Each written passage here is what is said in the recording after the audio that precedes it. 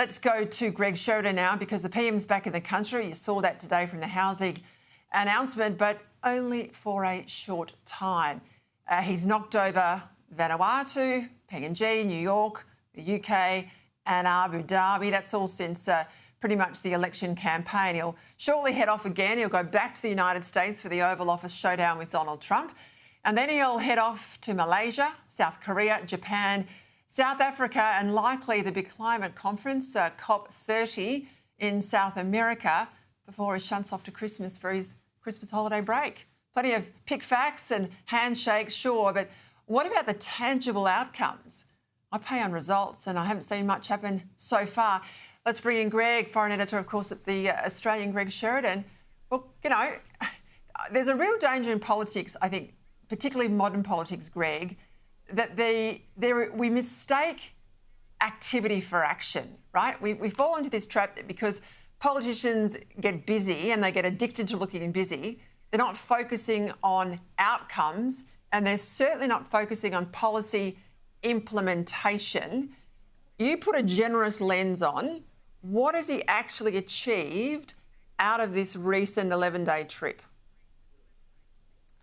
Well, Peter, great to be with you. I mean, if you add the Vanuatu and Papua New Guinea trip, which he came home from for a day, it's actually kind of really a 2-week trip, or a bit longer. And I wrote this week in the Australian that it is one of the longest ever prime ministerial trips of the modern era, and surely the most useless. So we had a tremendous failure with Papua New Guinea and Vanuatu. I mean, if Scott Morrison had had a failure like that, or Tony Abbott, you know, we'd never hear the end of it.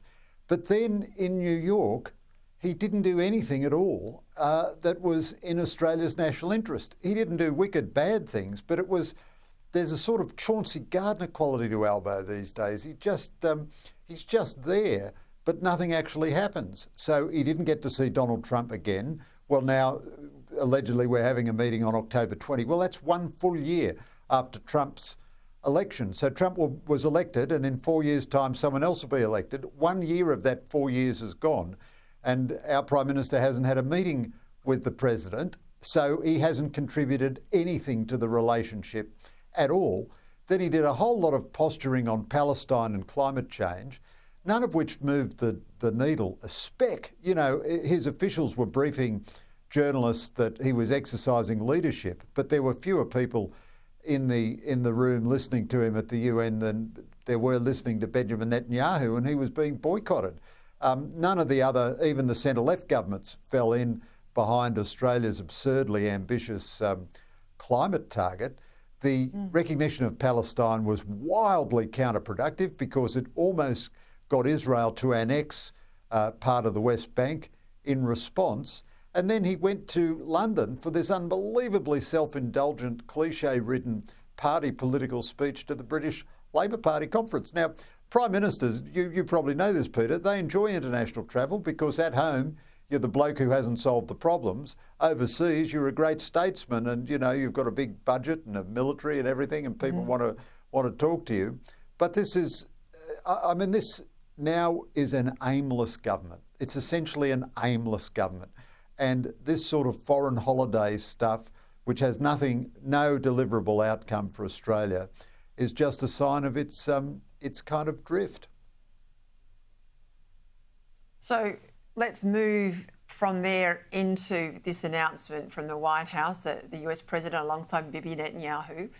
And we are told a lot of the Arab leaders in concert to resolve the crisis in Gaza, bring an end to the war, get the bodies and the hostages, God help us if some are alive, home.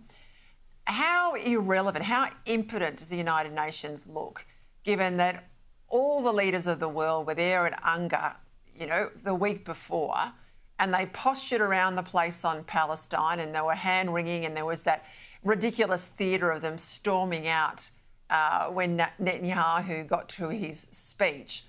But then outside the world body, you get a solution like this put on the table that shows that small and multilateralism works in a way that the UN doesn't anymore. Yeah, so that's right, Peter. Mind you, the United Nations has always been like this, and the League of Nations was like it beforehand. The central contradiction in these bodies is that they can't do anything which the great powers don't approve of.